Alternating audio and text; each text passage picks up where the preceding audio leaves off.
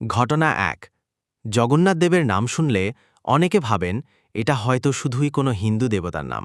কিন্তু জগৎ মানে বিশ্ব আর নাথ মানে প্রভু, অর্থাৎ তিনি পুরো বিশ্বের প্রভু।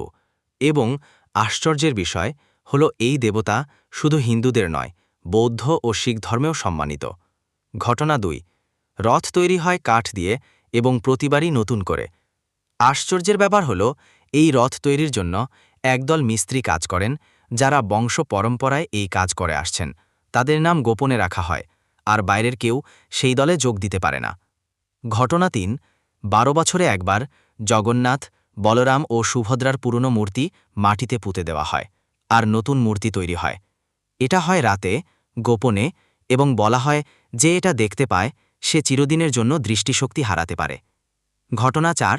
জগন্নাথ মন্দিরে অহিন্দুরা ঢুকতে পারে না, কিন্তু রথযাত্রার দিন দেবতারা নিজেরাই বাইরে আসেন। তাই হিন্দু না হয়েও এদিন সবারই দেবতাকে দর্শনের সুযোগ হয়। এ যেন দেবতার পক্ষ থেকে হোম ডেলিভারি। ঘটনা ৫। পুরীর রথযাত্রা হল পৃথিবীর সবচেয়ে বড় রথযাত্রা উৎসব, যেখানে প্রতি বছর প্রায় ১০-১২ লাখ লোক জড়ো হন। ভাবুন তো, একটা রথ টানছে লাখ মানুষ, এ যেন মানবতার মহাযাত্রা।